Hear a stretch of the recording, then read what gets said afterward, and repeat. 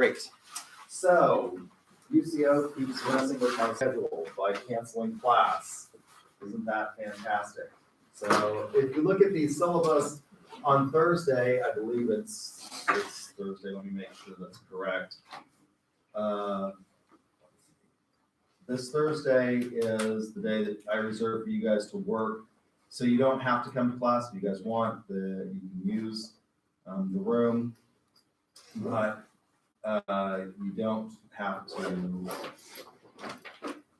Yeah, group presentation, work day, and article review, work day. So this Thursday is reserved for you to do those two things if you want. So we won't have a formal class.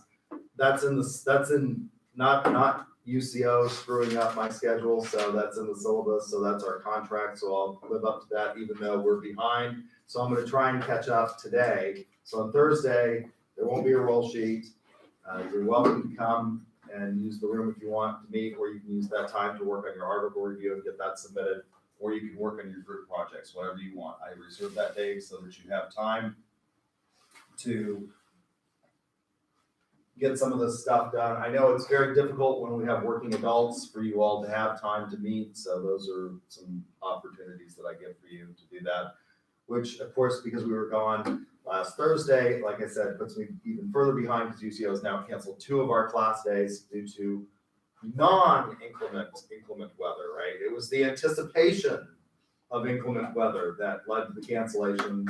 And then what happened? Nothing.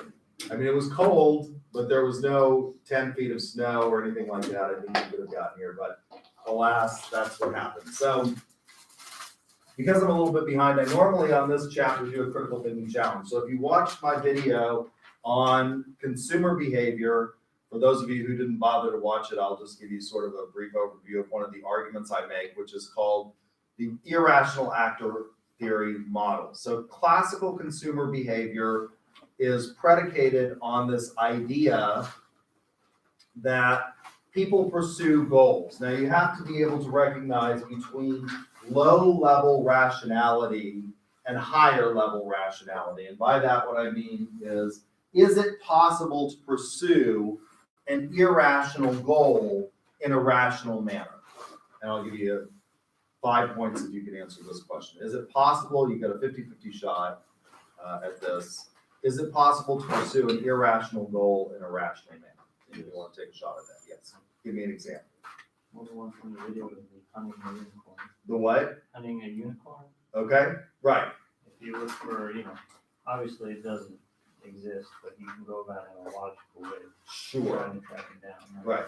In cryptozoology, all about that kind of thing. Right.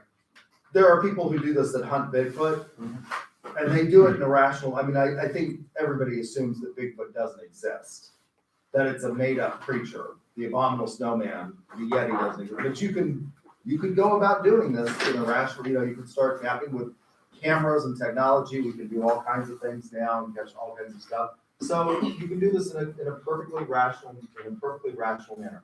The ultimate example of pursuing an irrational goal, of course, in a rational manner, was the Holocaust. I mean, it's irrational to say that an entire species or an entire race of people need to be eliminated for a completely arbitrary reason. But if you're going to do that, they figured out a way to do it that was very efficient. So you can pursue an irrational goal from a rational manner. Now, classical consumer behavior is predicated on this idea that people pursue goals. Those goals in themselves may be irrational, but they go about that and they pursue goals, and that's how we buy things.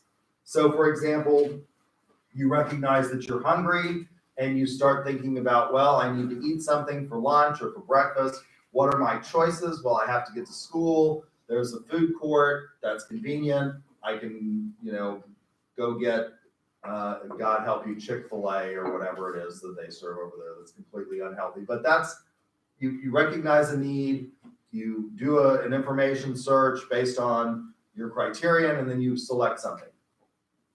Irrational actor theory, for those of you who didn't watch the video, says that people don't really behave this way. And in fact, we make all kinds of marketing pitches to you based on this idea that you don't really behave this way. Why is it that they have end caps? And why is it that they put all the junk up at the cash register? Well, because we know that people will impulse buy. They didn't think about buying it. You go into the grocery store, and I'm a marketer. I have a PhD in marketing, and I do this. I know that I should never go to the grocery store when I'm hungry, because you do what? Everything looks good. And you go in there with the intention of buying something to make for dinner, and maybe you have a plan on that, but you're starving to death, and that candy bar up at the register, that payday starts calling your name, and you just pick it up. So this idea that people don't really behave in a rational, comprehensive manner, they simply react to stimuli in very predictable ways that we can maybe manipulate as marketers. And the guy I mentioned before, Martin Lindstrom, writes a book on this called Biology, B-U-Y, not O-L-O-G-Y, in which he says, we do this. You can look at what people, you can put people in fMRI machines and watch whether or not they're reacting to certain stimuli. So having said that, I normally do a critical thinking challenge where I ask, are organizations, considering all three types, profit, nonprofit, governmental, more rational than individual consumers, and why? So I'm not going to do that since we're running out of time and I've got to compress this. So I'm going to ask you, you got a 50-50 shot, are organizational, now I'm going to tell you one is easier. You can make an argument either way on this one. One is easier to defend than the other. And so if you can make the other argument, I may give you 4 points for that. So who wants to take the position that organizations are more rational than individual consumers? Okay, what's your argument? Well, they have a bottom line and they have to gather a lot of information and try to make very educated decisions. Okay, so that is probably the answer that most people would get, that yes, organizations are more rational because they're not buying for themselves. You said precisely. They have a bottom line. They have to make a profit. And so, or if they're a governmental entity, they have to work within a budget. Or if they're a nonprofit, they still have to make enough money to keep going, even though they don't. Nonprofits make money, most of them, in various ways, and they spend money, but they have to, in order to stay in business, if the Red Cross wants to stay in business, they have to take in more money in donations than they spend, giving blankets and coffee and food to people who are the victims of natural disaster, right? And so they should be more rational because they're not focused on what I want for myself. It's focused on what I need in order to satisfy the needs of the constituency that I serve, either the citizens or the client base that I serve as a nonprofit, or my customers if I'm a for-profit. That makes sense, right? The demand, and this is what it's called, and this is what your textbook tells you, the demand for a business organization in a B2B or an organizational behavior buying setting is what we call derived demand. It is derived from the needs of the group that you are attempting to satisfy. You don't want it for yourself. You want it so that you can satisfy. Why does the Red Cross want bottled water? It's not because they're drinking thousands of gallons of bottled water. You know, the CEO isn't downing hundreds of thousands of gallons of bottled water. Why do they want it? Well, it's derived from their mission is to serve people what? That are victims of natural disasters. What's one of the things that oftentimes happens in natural disasters? There's disruption in the drinking water supply. If your home is blown away by a tornado, you can't go to the sink and turn on the tap anymore. And so you need drinking water. So they want that because it's derived from the constituency that they serve. Anybody want to come up with no business organizations are not any more rational than individuals? Some businesses aren't good businesses. That's it. What percentage of businesses fail within the first 5 years? 80%. More than that. Oh, 90% or more fail within the first 5 years. If they were rational, they wouldn't do what? Fail. They wouldn't fail. If you were rational, or you'd have much lower rates of failure. Why is it that most businesses fail within the first 5 years? Why is the vast majority of them fail within the first 5 years? You don't have a plan. They project You think that because you love something, you love QB dolls, everybody loves QB dolls. And so you go into the QB doll business, and that's completely irrational, right? Not everybody loves that. So like there's a limited set of people, and you start your QB doll business in Guthrie, Oklahoma, and I mean, maybe if you go online with your QB dolls, you can find enough people to buy it, but you open a QB doll shop and there's just not enough businesses to sustain it. So that is the answer. Businesses may not be more rational because many of them fail. Many of them go broke, right? So if you talk to me, be sure to come up and get your points because I won't remember. So overview of the business to business. So when we say business to business, we really mean organizational buying. And why do we say business to business? Because classically marketing is focused on business activities. If we go back to that definition of marketing, it focused on business activities, but there are other organizations obviously that engage in marketing, other individuals that engage in marketing, but I think we've kept the business to business title because it's catchy. It's easy to say B2B, right? It looks good on a slide to say B2B, but when we say business, we really mean all kinds of organizations beyond just individuals. So we're talking about for-profits. This is what we focus on mostly in marketing is goods and services, nonprofits. And again, nonprofits provide goods and services to their constituency group. They just don't remit their profits if they make any to the shareholders. What do they do with them? Well, they put them back into providing more services. Now that doesn't mean that you don't make a lot of money. You can make a lot of money. The CEO of Red Cross, I believe, makes about $500,000 a year for running the Red Cross. Not too bad, right? So you can make money running a nonprofit, but it's just that if the CEO of Red Cross, which the Red Cross has been around for a long time, but let's suppose that somebody starts a new disaster relief agency and they're the incorporator, so they incorporate it in the state of Oklahoma. It's for the Tornado Victims Assistance Fund. That would be a good nonprofit for here in Oklahoma, right? Because we are coming up on tornado season here in Oklahoma. And we are in smack dab in the middle of what?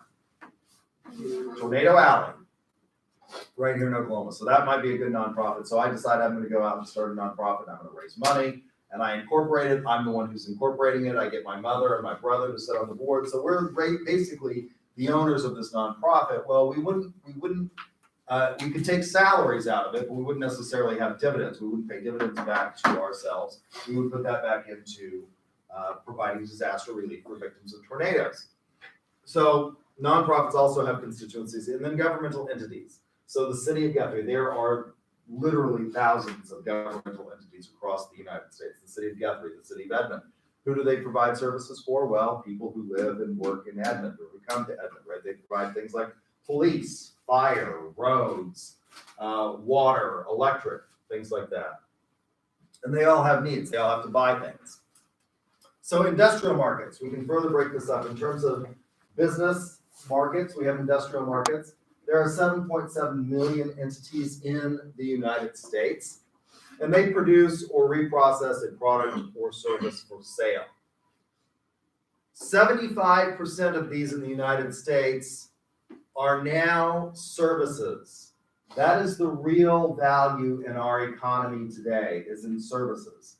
It used to be that the vast majority of businesses in our economy, when we became an industrial country, and we now still say we're an industrial country, but we're really a post-industrial economy in that we don't produce a whole lot of stuff that are tangible goods. Your Patagonia jacket, things like that used to be produced where in the United States? Would you guess? In the textile mills of the Northeast, right? There was a huge movement after the Civil War and the beginning of the Industrial Revolution from south to north, and that's where they produced things like textiles. Berkshire Hathaway, which is Warren Buffett's company, started out as a textile producer. Berkshire Hathaway doesn't produce textiles anymore. But that's what they were. They were textile producers. Where is that produced? Where do you think your Patagonia jacket was produced? I'm going to guess it's produced in Taiwan or Mexico. Yeah, right? It's produced somewhere else. We don't make that. What's the real value in our economy? It's in things like legal services, banking, financial services. Now, when we look at the global market, it's going to be exactly the opposite. 25% are actually manufacturing physical goods in the United States. The resellers, these people don't manufacture anything, they just resell. You can have wholesalers, there are 435,000 of those, and there are 1.5 million retailers in the United States. So they buy products without reprocessing them and just sell them to either other individuals, retailers, if you're a wholesaler, or to consumers, B2C. Governments, 3 levels. According to the Constitution of the United States, we only have 2 levels of government. We have the federal government, the federal government, which is the United States government, and of course we have these ideas of dual sovereignty in the United States. So we have the Fed, and then we have the states, and where they overlap, we call these concurrent powers. And we talked about this before. There are sort of 2 models of federalism. Before 1930, we had the layer cake model, and after 1930, we had the marble cake model. But for practical purposes, we have 3 levels of government. There are local governments. Now, the difference between them and this idea of dual sovereignty is that the local governments derive all of their power from the state, and that which the state creates, the state can destroy. The federal government cannot. They could not say, for example, the feds couldn't come in and say, look, you know that part of Oklahoma that sticks out and touches New Mexico and borders Kansas and Texas, wouldn't it just be more convenient if we chopped that off and gave it to Texas? If you live in the panhandle of Oklahoma, you probably do more business. Where do you think those people go when they need to go to the big city and buy stuff? Yeah. The panhandle, they go where? Where? They go to Amarillo, right? That's the big city. They go to Amarillo. You go to Kansas, right?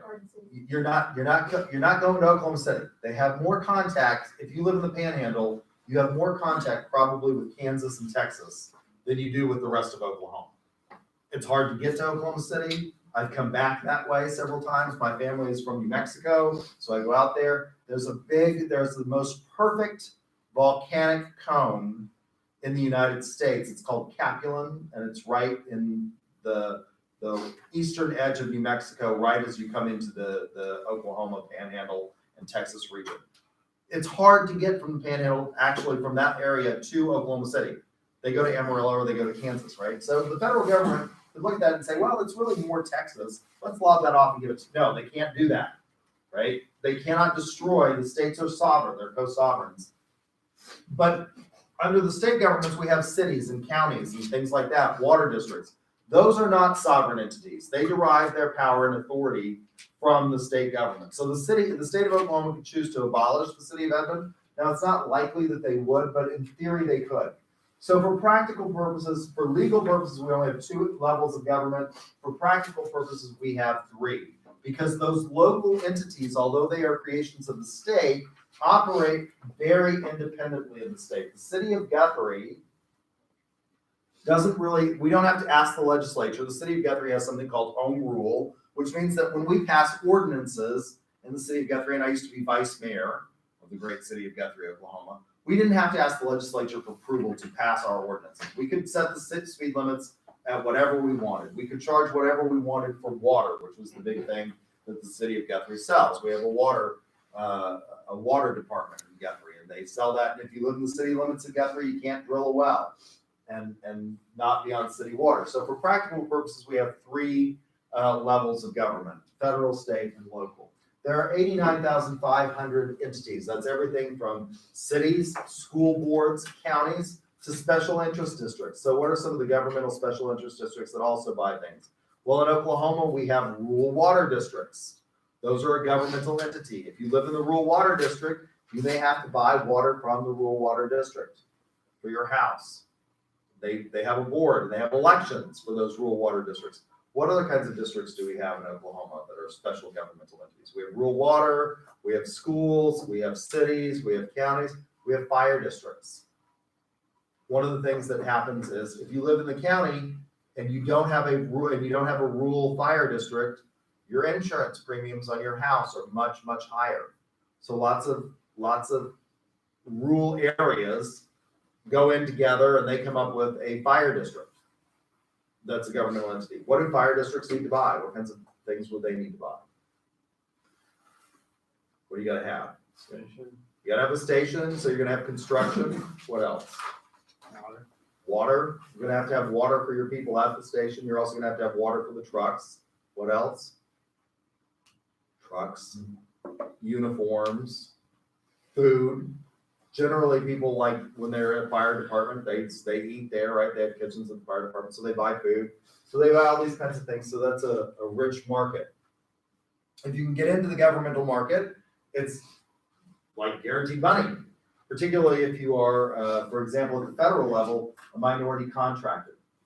So between NAFTA, which Donald Trump has now renamed the US, Canada, and Mexico agreement, but it's really just NAFTA. He didn't really do anything to it, but we're gonna call it something else. Between NAFTA, we have the North American Industrial Classification System, the NAICS, and there are always questions on the exam about the NAICS. For example, what the different numbers in the code represent.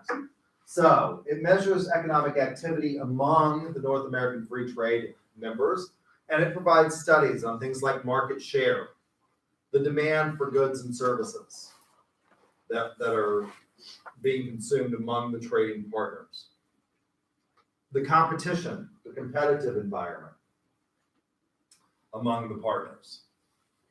And that provides a rich source of secondary data for businesses that want to go into the industrial, reseller, and governmental markets. So NAICS has a 6-digit code. The first 2 digits represent, and there again, always test questions. If you look at the practice exam for the second exam, there are always test questions on this. The first 2 digits represent the sector, for example, agriculture, mining, or construction. So construction would begin with 23. The third number is a subsector. So for example, if we go with construction, and then we look at construction of buildings, that would be 6. What is construction of buildings? Well, that's things like this building, or Butler buildings, a whole thing, or civil engineering. So building, coming up with the plans, that's civil engineering. The fourth would be the industry group. So we can segregate it even more from just buildings to now we're looking at, if you look at the fourth number and it's a 1, that means residential buildings. Now, what kinds of residential buildings do you have? What's the biggest one in that sector usually? In the United States particularly? What's the biggest category of residential buildings in the US? Is it federal or electrical homes? Nope. Nope. Not in the United States. In other countries, it would be apartments. That would be called multifamily housing. The biggest segment in the United States in residential is what? What do most people live in? Single family houses. Most people live in single family homes. The fifth designates a specific industry. So for example, if we go with the fourth, you could go residential building. Well, who provides residential building with supplies? Well, it's construction companies, right? Lumber companies. So residential building construction would be the next one. Construction would be actually contractors. The sixth one then does the individual country level industries. For example, single family residential housing would be 5, multi-level residential housing, which would be apartments, duplexes, triplexes would be 6. And it allows for us to determine the growth of various sectors. So they provide all of this data so that you can see what sectors are growing. Currently, the economy is doing really well, but what's one of the signs that the economy may be weakening and that the recovery is over and we may be headed for a recession? If we look at this, anybody follow the news lately? What's one of the things that's happening? What's slowed down in the last 2 quarters? The sale of houses. The sale of houses, and particularly new home construction. New home construction is generally a sign. If you've got lots of new home construction, that's generally a sign that the economy is really pretty good, because people do what when the economy's good? You buy houses, and you may buy bigger houses. We love our stuff. I told you this before, and your stuff is stuff, and somebody else's stuff is crap. Move your crap so I can put my stuff here. And we build monuments to our stuff. And when we fill those, they're called our houses. And when we fill those monuments with stuff, do we get rid of it? No. We buy a bigger house. What is the average family now having in terms of children? Less. It's like 1.5 now, statistically. Now, how do you don't have a half? But lots of people, my generation particularly, Gen Xers, started not even having more than one. Why? My brother and his wife had 2. My brother always said he wanted to have 6 kids because he grew up in a family where there were just 2 of us. He always thought that it would be really cool to have a lot of siblings, and so he said he wanted to have a lot until he had 1. And then he realized the cost. And my brother makes a lot of money. He's a tax attorney for Goldman Sachs, makes an enormous amount of money. And he just thought that was outrageous. The cost he's now saving, his goal is he's got 2 kids. His wife talked him into a 2nd kid. He's got 2 kids. And his goal is to be able to retire by the time he's 55, which he'll achieve. But he wants to have $500,000 in the bank for each kid to go to college. That's his goal. And if you want to send children to college, that's probably, and you want to pay for it, you don't want them to have any bills or have to take out student loans. By the time they get to college, it now costs over a lot of you are coming out close to $100,000 in debt. Not if you go to UCO, but if you go anywhere else where it's more expensive, other schools, the University of Colorado no longer funds. It's almost 99% is on the cost of tuition is on the student now. All Colorado provides anymore is the buildings. Students pay for almost the entire cost of their education, and most students are coming out at this point $100,000 in debt. My niece and nephew are young, so if you multiply that out with inflation, that's not an unrealistic expectation of what you're going to have to send a kid to college. So they're expensive. My mother and father paid for my brother and on my college, so my brother feels obligated to do the same thing for his kids, and it's expensive to do that. So that's his goal. So kids are expensive. So what's happening with the average family size? When I was growing up, the average family size was something like 3.5 among baby boomers. Now it's 1.5. Why is that? Because people are just not having as many kids because kids are expensive. So in spite of the fact that we have only 1 or 2 kids in a family, for the most part, among my generation and your generation, does that mean that we're buying smaller houses? No. Why, if you have 2 kids, why do you need a 4-bedroom, 3-car garage, 5,000 square foot home in a gated community in Edmond, land of the shallow and pretentious? Because you have a lot of stuff. Do you actually use those rooms? No. Do you ever go into them? No. But when you fill them up, you're probably going to do what? If you make more money, you're going to buy a bigger house, so you get more stuff. So housing is one of those things that we look at as an indicator of how well the economy is doing. And right now it's starting to slow down. Not all countries have codes because too few organizations exist, and some of them. So for example, in Mexico, almost the entire cellular, in the United States, if we were looking at telecommunications, we would have cellular. In Mexico, they don't have a subsector for that because all of the telecommunications in Mexico are owned by one guy. He's one of the wealthiest men in the world. Anybody want to know who his name? Want to guess what his name is? Anybody know? This will be worth bonus points. You could Google it. Telecommunication giant Mexico.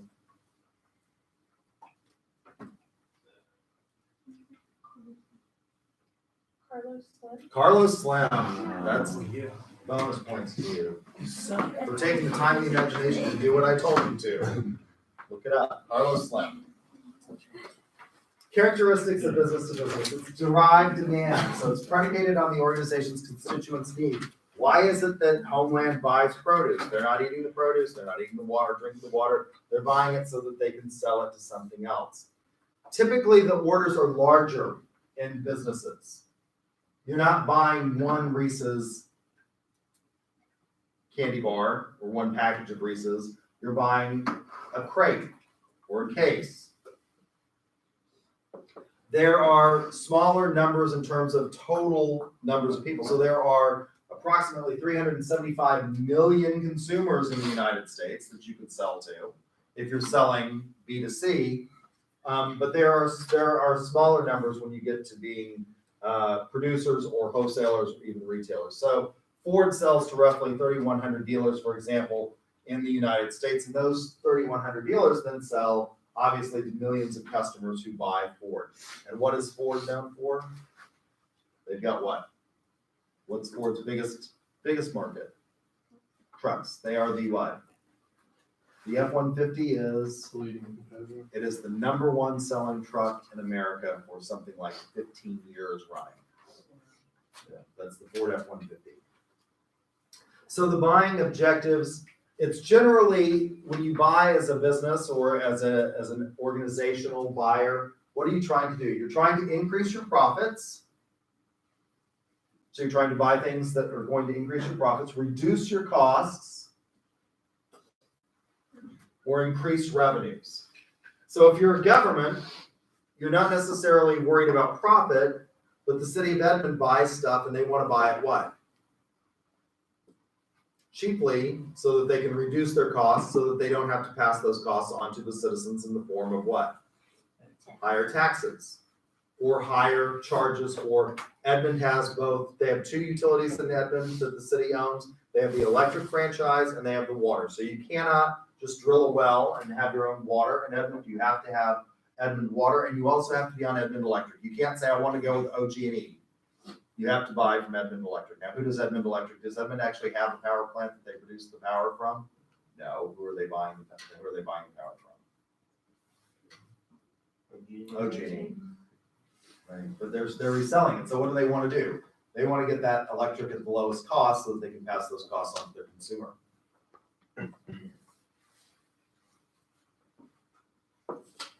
The buying criteria. Generally, price is crucial. Businesses want the lowest price that they can get. Specifications are usually critical. When you go to the store and you want to buy, let's say, steak to grill out, do you actually have that many? Most people know what about steak? How many of you like? I was born and raised on a cattle farm in northern New Mexico, so I love steak, love beef. It's what's for dinner. It's wonderful, pure. We had so much beef growing up. I remember I would go to somebody else's house. And I'd be like, they had chicken. And my dad was like, chicken is for peasants. So we ate a lot of beef. I like beef. What's your favorite cut steak? It's actually not the one that most people like. I actually like the top sirloin because I don't like a lot of fat. So that's me. Most people like the ribeye because it's the most flavorful. It's got the most fat. So you might know something like that. Like the ribeye is the most flavorful. The leanest cut is the sirloin, the top sirloin. But then within those types of categories, most people don't know this, but what are sort of the grades of beef that you can get? Most of you just pick up, I like ribeye, so you pick up the ribeye. And most of you, what you're getting if you go to Homeland or to Walmart or something like that is what? USDA choice. You don't know that, did you? That's generally what you're getting. What's the highest grade? USDA prime.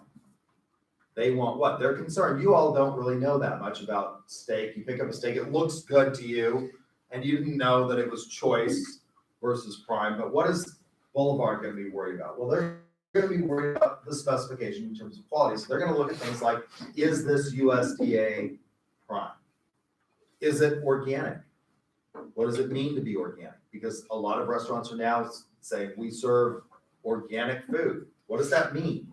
That it's certified organic. That's important if you want to be a restaurant that says we serve certified or organic. What does it mean to be organic? Certified organic. There are no hormones, there are no antibiotics used. The cattle are not, they're grass fed, right? They're not fed corn. So you're gonna look at things like that. Technical capabilities of your supplier. So for example, UCO, when we used to have something called, I think WebCT is what we had before we got D2L. WebCT was bought by Blackboard. Blackboard put them out of business. Basically, that's what Blackboard does.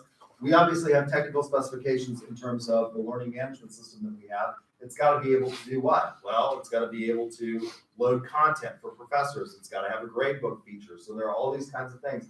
It has to be compatible with the servers and things that we have here on campus, unless we want to host it off campus, which is what you do if you buy Moodle.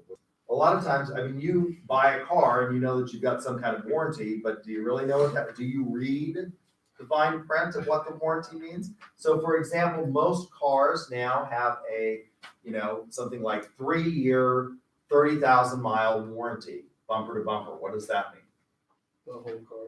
The whole car. If you buy a car from John Vance that's new, they give you a lifetime powertrain warranty, so long as you get your oil changes done, your oil changes and tire rotations done on time and at John Vance. Why do they do that? They make a lot of money off of the oil changes and the tire. They charge a lot more for their oil change and their tire rotation than you could get it if you went to Denton Service Center and got, or if you went to the Jiffy Lube out here on 2nd Street. But it's a good deal, but it's a lifetime powertrain warranty. What's the difference between a powertrain warranty and a bumper to bumper warranty? What kinds of stuff goes out on your car? What kinds of stuff that would be bumper to bumper? How many of you have power windows in your car? I remember the first car we had that had power windows. They were horrible. They broke constantly. They were crappy. They don't do that so much anymore. But they still do. They'll break. If you keep your car. The average lifespan of a car on the road today is what? What's the average number of years? Because cars are expensive anymore. The average price of a new car in the United States is close to $30,000. That's not to say that you can't get cheaper cars, but if you take all of the models that are offered in the United States and you average them out, the average new car cost is $30,000. What does that mean for people that are driving today? How many of you have a car that's 5 years or old? 5 years old or older? How many of you have one that's 10 years old? The average car age on the road today is 10 years old. You have a lifetime powertrain warranty and the windows go out. Is that covered in the warranty? No. What's covered in the warranty? Exterior damage. A lot of nothing on this transmission. It's the transmission and the what? And the motor. That's it. That's what's covered. So when the fuel pump goes out, is that powertrain? No. When the alternator goes out, is that covered on the power? No. But businesses actually do look at the warranties and they look at what's covered and what they get. Past performance in a course of dealing is going to be an important characteristic of business to business. Usually these relationships are long term. When you go to buy a car, when your car starts to fall apart, now that you've got a 10-year-old car, are you loyal to John Vance Motors, or are you going to go with the car dealer that has the lowest cost? Lowest cost, probably. Most people are not loyal. Most people hate car dealers. It's a miserable experience for most people. You feel dirty just walking on the lot, don't you? I know I'm going to get, raked over the coals.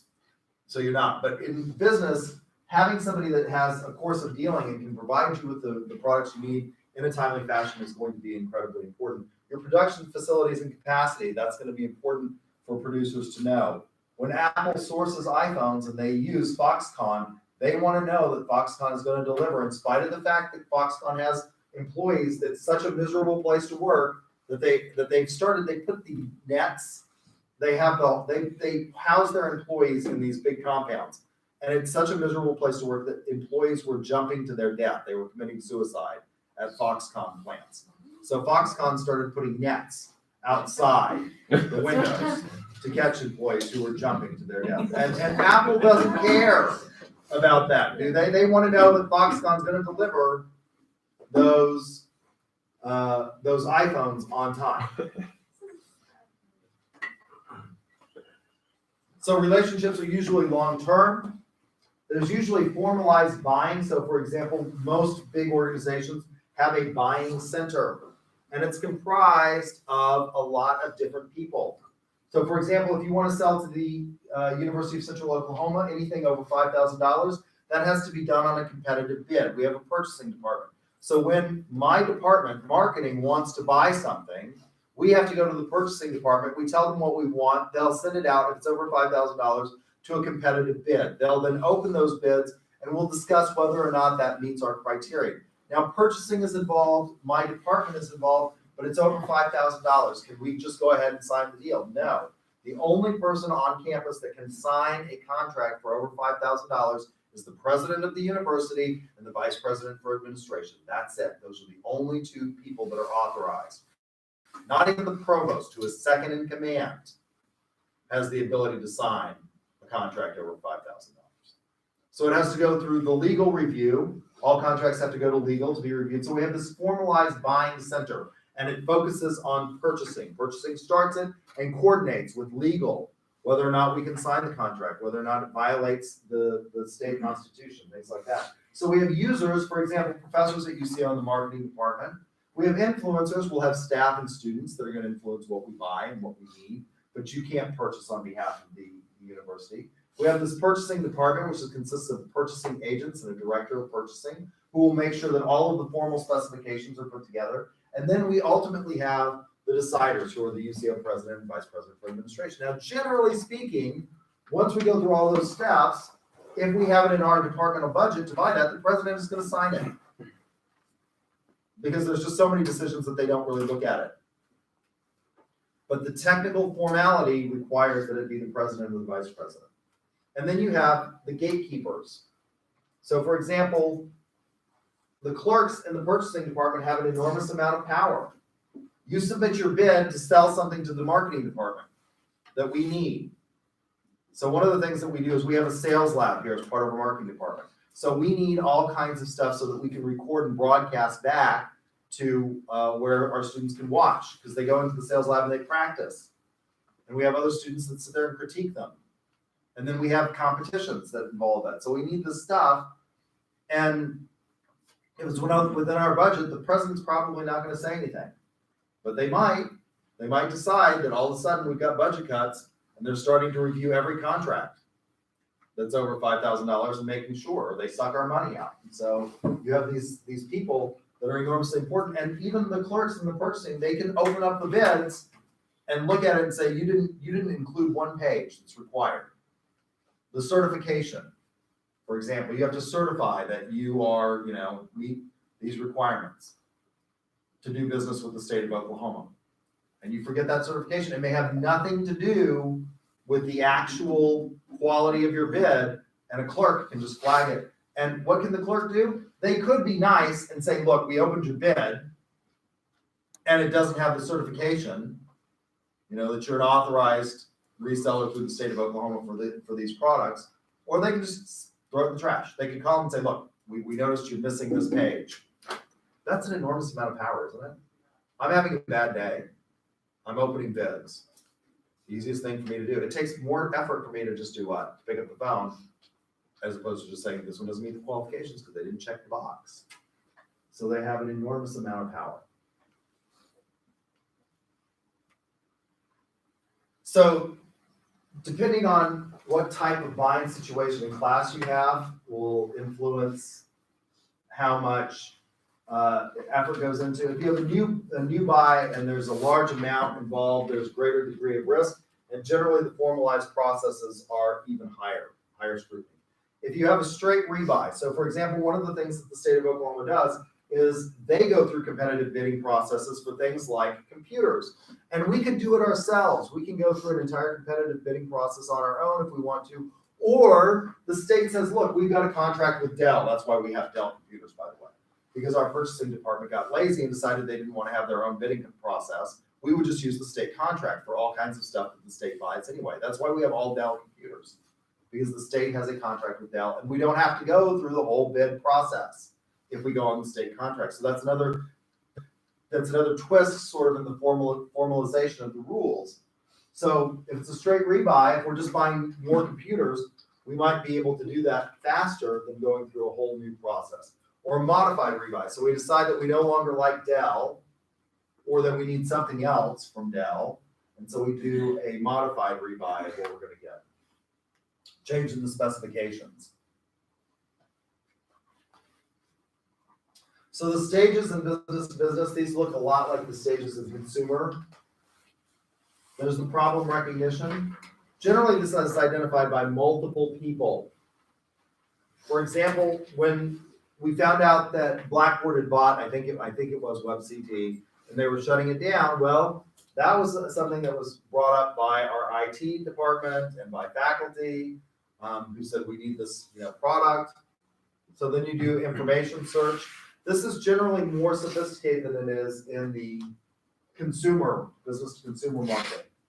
So you're gonna go out and identify suppliers, send out formal requests, which are called RFPs, requests for proposals. We'll get those RFPs back and then we evaluate them. There are generally fewer suppliers. If you're looking for food for lunch, how many options do you have for lunch? You could go to Sprouts and buy food, make it. You could go to Homeland right up here on the corner of Danforth and Bryant and buy food. You could go to the food court and buy lunch. You could go to Buddy's right over here. I would suggest don't go to Buddy's. No, just kidding. I haven't been there in a long time. It's horrible. It's terrible. So you can go to Buddy's. What else is close? There's a Payway. There's it's not Old Chicago anymore. It's Bricktown Brewery now. There's Louis, which is right across from campus. There's Starbucks that has food. What else? Huh? McAllister's Deli. There's still a Freddy's Frozen Custard down on 2nd Street. Right? Go into Oklahoma City and your choices are, like multiplied exponentially. There's Mexican food, there's Italian food. You can go down Broadway, there's Charleston's, there's Outback, there's Chili's. What else do you have? Sonic, McDonald's, all of the Chick-fil-A. You've got all of these choices, right? If we're gonna buy a learning management system, how many options are there out there? Well, not many. There's Blackboard, there's Desire to Learn, there's Moodle. That's about it. We got 3 choices to choose from, maybe 4. There may be a 4th one out there. Post-purchase behavior, highly formalized and monitored. We monitor all kinds of stuff. How well is D2L working for us? How happy are our faculty with it? Is it easy for our IT people to update and maintain? Whereas you just know, that burger sucked, right? That's about the end of it. But not gonna go back there. Although maybe you will because it's fast. Why is McDonald's popular? Cheap, fast, consistent. That's what they are. Cheap, fast, consistent. Is it great food? I actually kind of like McDonald's, by the way. Their fries are the best. I mean, they have the best fries of anybody. But outside of fries, excellent food. Just sort of so-so. It's always really salty. There's tons of salt in McDonald's. All right, any questions about that? So I do want to start, I may not get all the way through it. Global markets, since we're behind. And I've got a few minutes left. So overview of world trade. There's $25 trillion in world trade. And it's exactly the opposite of the US internal market. 75% of world trade is intangible goods, things that you can touch, food, clothing, Why is that? Why is 25% in the US only in tangible goods and 75% in services? But worldwide, the majority of it is in actual tangible stuff. What? Cheap labor. That's one of the reasons that we have 75. I mean, it's this stuff, services are expensive to produce. They generally require, other than, sort of basic services, they generally require higher levels of expertise. And there just aren't that many people worldwide that have the expertise. If you want to engage in world trade, you are probably going to have a law firm that is a United States law firm, because the vast majority of contracts are going to be written in what? In English. A lot of world trade is there are what we call choice of forum and choice of law clauses in most contracts. And generally, most people, because the largest companies tend to be in the United States, choose their own country. That means American lawyers at big law firms in New York and LA are enormously in demand, because a lot of contracts will go through those types of cities. So law firms are important. That's less important when you get outside of the United States and other places. There are lots of other countries out there. They produce stuff and they don't have the level of sophistication. If you are a coffee grower, they started growing coffee, I believe in the 1920s in Kenya. Anybody seen a movie called Out of Africa? It was one of the first coffee growing plantations in Kenya, Africa. If you're a coffee grower, a tea grower, places like that, you're probably selling for cash to somebody who's then going to sell it to somebody else. And those transactions don't necessarily require the level of formalization that you have in the United States or Great Britain or something like that. So 75% of is in goods. And a vast majority of the world are still in what we call developing economies. And so services are less important in those economies. Things like actual clothing and food are more important. So 25% is in services. China is the leading exporter, followed by Germany and the United States. Now, it's actually kind of misleading, because a lot of the stuff that we export is not easy to quantify because it is services, but tangible goods and things like that, it actually is China's the leading exporter. The United States is the leading importer, followed by China and Germany. The value of an economy is measured in gross domestic product.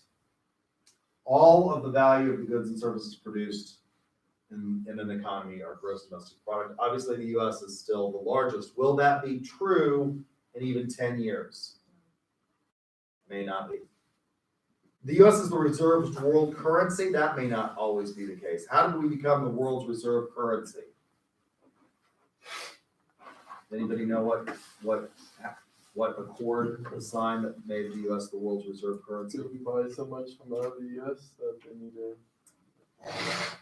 Okay, it's because we had a huge economy, but what formalized agreement made the US the world's reserve currency? Again, you could get under crack phone.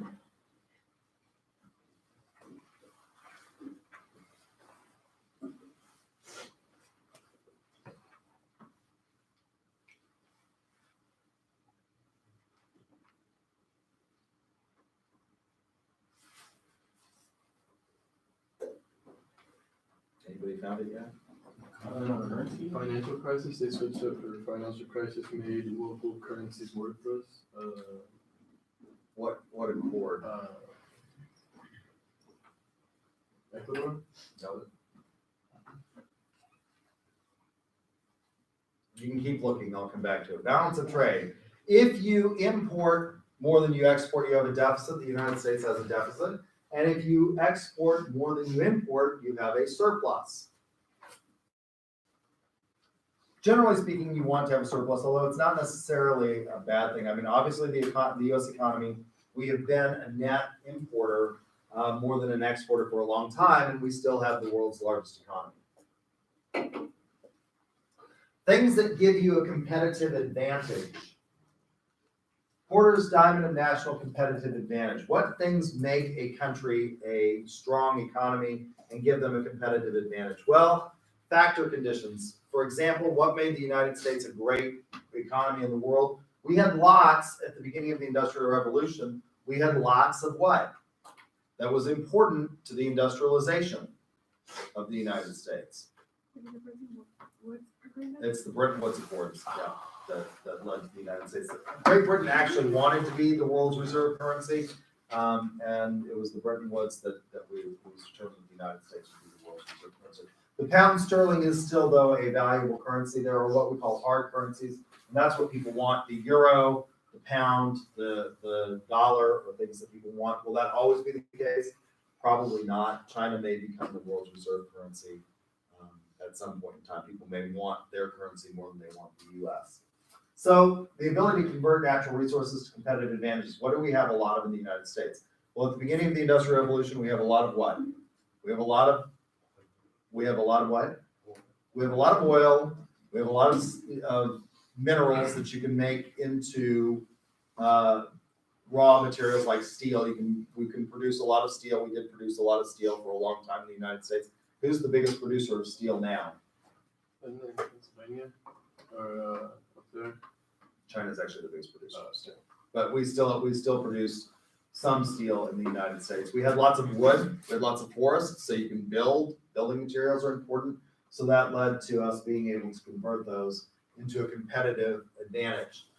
Demand conditions. One of the things that led, if you went back to the beginning of the Industrial Revolution and the turn of the 20th century, Brazil was just as big an economy almost as the United States.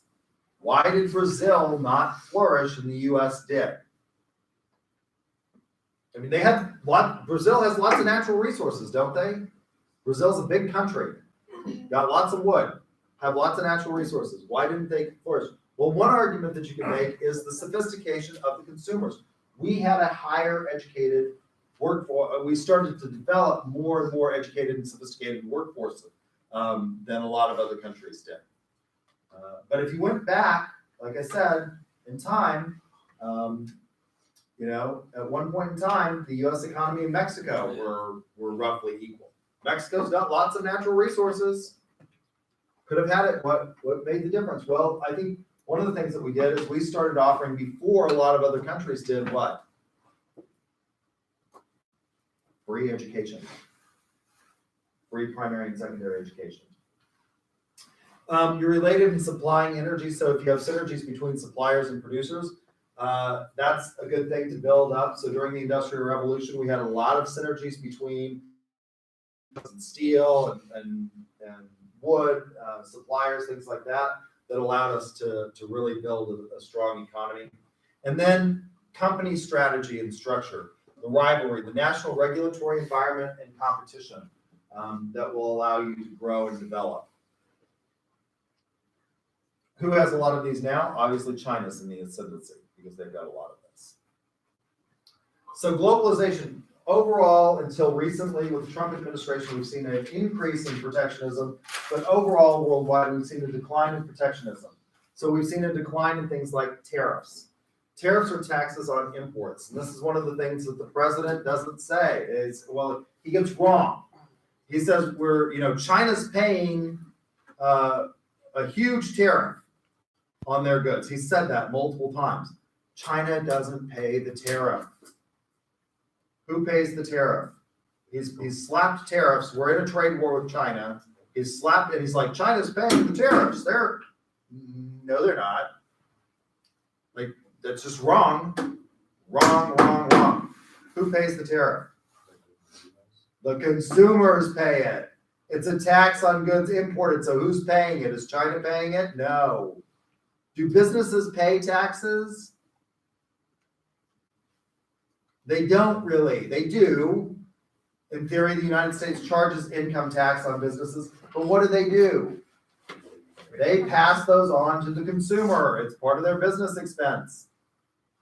And you pay the taxes on the import, on the tariff. Quotas are restrictions of the absolute amount that can be entered into a country.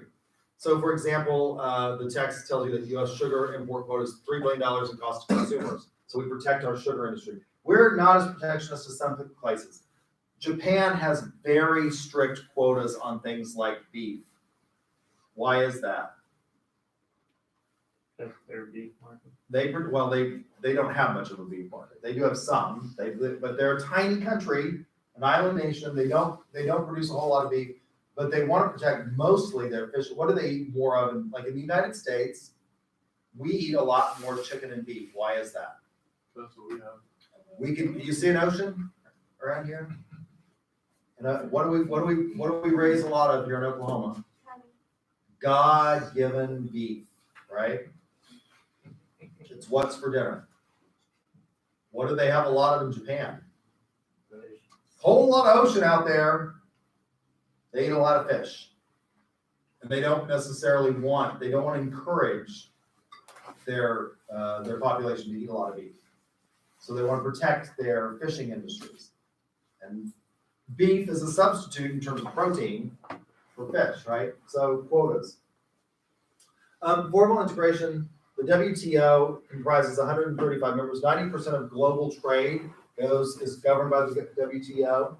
And they set rules and govern trade among members. And if you think that somebody's engaging in unfair trade, you can file a complaint with the WTO, and they will look at that. The EU is one of the largest trading blocs. Now we've got some breaking up of the EU, and we've got Brexit. So there's some falling apart or disintegration of our lack or decline of protectionism, and that's creating a lot of problems for the United Kingdom, who has got to figure out what they're going to do.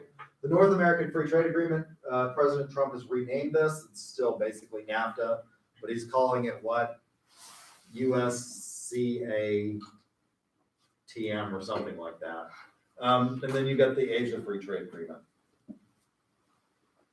So global competition.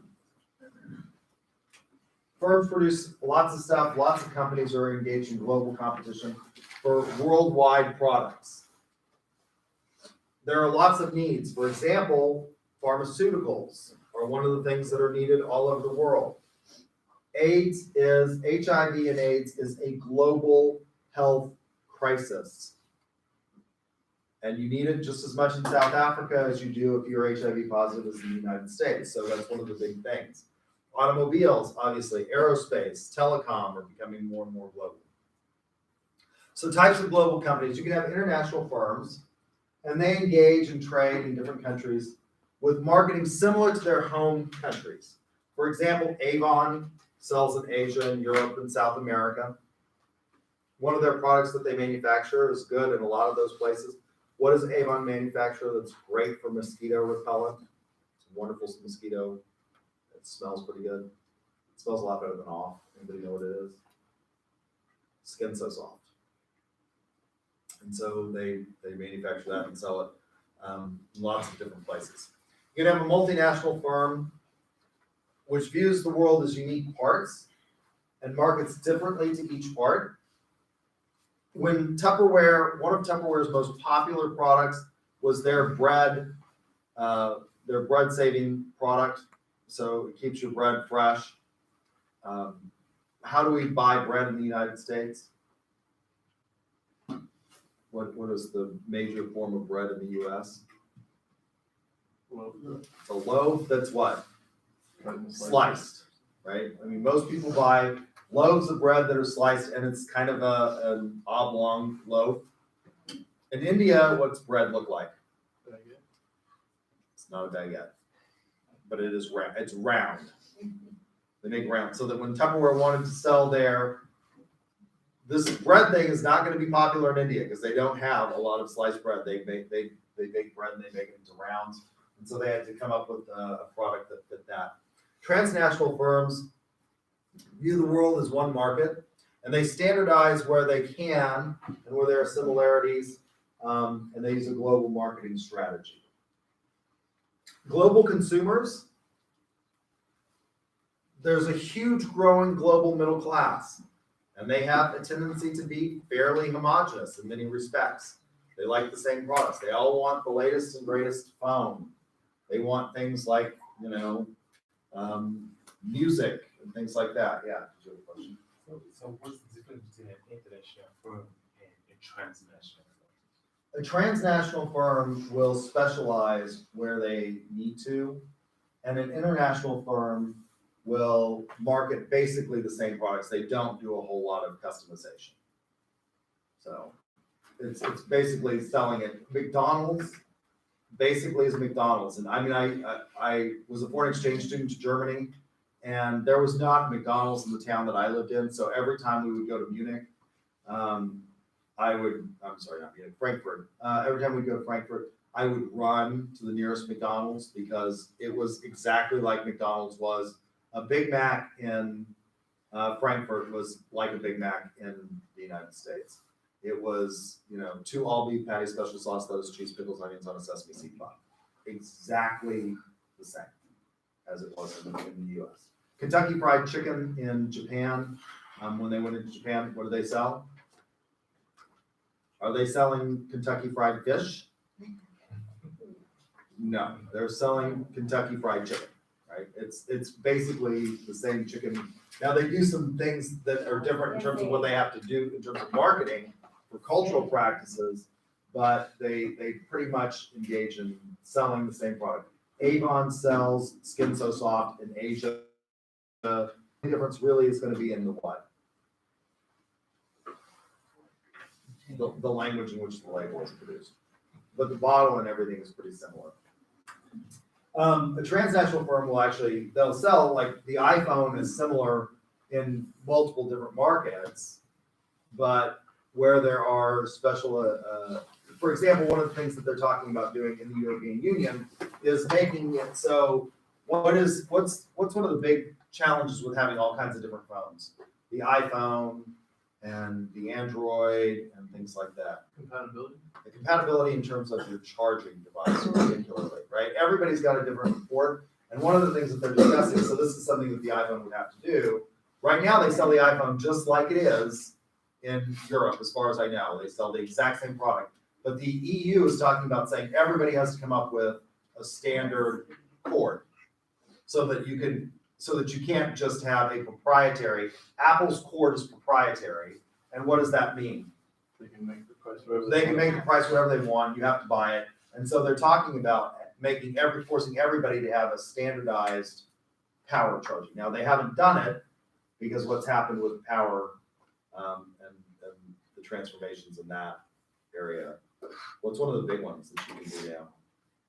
You no longer put your even phone have to have a down, cord. You can put it down. Yeah, you can have basically a wireless charging station like you have for your toothbrushes. But that was one of the things. And if they did that, what would Apple have to do? Well, they would have to manufacture a phone that's basically an Apple phone, but with whatever the charging system, if they'd done that, was in Europe. Does that answer your question? So environmental scanning in the global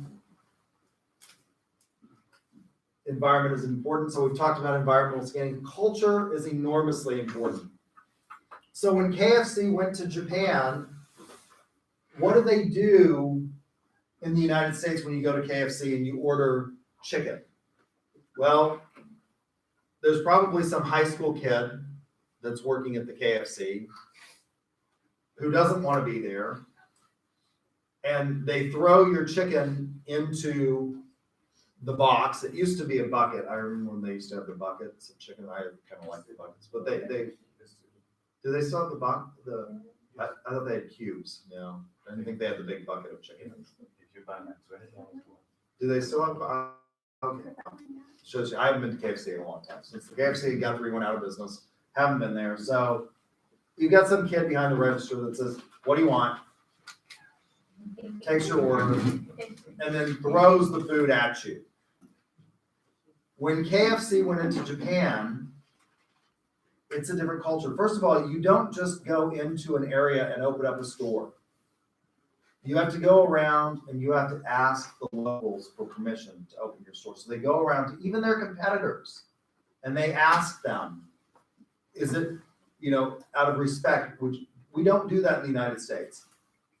If I want to open a store, and my competitors don't like it, that's called too bad, so sad. I'm opening my store. Walmart did this, right? Lots of little towns. If you went back 20 years ago in history, lots of little towns tried to keep Walmart out. Why? what happened I was the vice mayor in Guthrie, but Walmart came in before I was vice mayor. It came in at the time, I think right after my mother had become vice mayor. And if you went back to that point in time, before Walmart came in, which was in the mid 1980s, Guthrie had a downtown that was full of things like there was a women's dress shop, there was a men's clothing store, there was an Anthony's department store, there was a Sears in downtown Guthrie, there was a Radio Shack. There were lots of traditional retail businesses in downtown Guthrie. What happened when Walmart came in? We had 3 grocery stores in Guthrie. What happened when they went from being they were a Walmart and then they went to being a super center? And what happened to the number of grocery stores? We have 2 now. We have Walmart and we have Cash Saver. And I'm not sure how long Cash Saver will hang on. So you have to respect their values. They fold the bag. The employees are trained and they don't just hand the bag, they hand it to the customer with 2 hands in Japan. So there are these cultural differences that are enormously important, recognizing those values, those customs, those symbols. When MGM Grand in Las Vegas opened, the entrance of the MGM Grand was the head of a lion. And it's unlucky for people in China to go through the mouth of a lion. And so Chinese customers are now if they wanted to get those customers to come to Las Vegas, they had to change the opening of the MGM Grand because they were not going to go into the head of a lion because it was a cultural deal. So symbols are important. Things like that you have to be aware of. Economic considerations, the stages of development. Before Richard Nixon opened up China, they weren't very developed. Now they are, but there is still development. If you go into the interior of China, they don't necessarily have the road infrastructure that we have in the United States linking everything. And so stages of development are important. 86% of the world are still developing. The economic infrastructure, the communication, transportation, financial. How are you going to do business? In most countries, we don't want their currency. So how are they going to trade with the U.S., with companies that are there? Barter becomes important in international trade. The consumer income and purchasing power. When McDonald's opened in Russia, McDonald's is what in the United States? Cheap, fast, consistent. When they opened their first store in Russia, it would have taken a week's worth of wages for somebody to eat at McDonald's. It was a what? That was like fine dining there. Because their consumers didn't have the money to pay for it the way we do in the United States. Exchange rates are important. Currency trading. The political and regulatory environment is important. One of the things you might want to consider, when Russia fell, when the Soviet Union fell and they became Russia again, lots of American businesses went into Russia and opened up. A lot of those businesses have left. There's a guy named Bill Browder who's written a book called Red Notice. He did a lot of trading in Russia, in Russian stocks, and they put out a red notice on him. And he's the reason that we have the Magnitsky Act. So a lot of companies are now reconsidering whether or not they want to do, because the political stability in Russia is not what it was. Trade regulations. For example, in the European Union and most countries over there, you cannot, in all countries over there, not most, you can't have direct consumer advertising in pharmaceuticals. There's a prohibition on marketing to children. You can't put toys in the Happy Meal in Germany because they think that creates bad eating habits. So things like that you have to be aware of. And then your strategies. I guess I'm out of time, so I'll stop there. I'll finish this. We will not meet formally on Thursday. You have that day to work on whatever you want to work on, either your article review or your group project. So a week from today, I'll finish this up and we'll move on to the next chapter. Yes. It's the later, I put 2 dates in the syllabus, and it's the later of the 2 dates. Because it's not fair for me to, the later one, whatever, there are 2 dates in there. The 29th. So, all right, we got that. I put 2 dates in the syllabus accidentally, so it'll be the later date. No problem with that. if you, let me turn this, screen off, let me stop the video.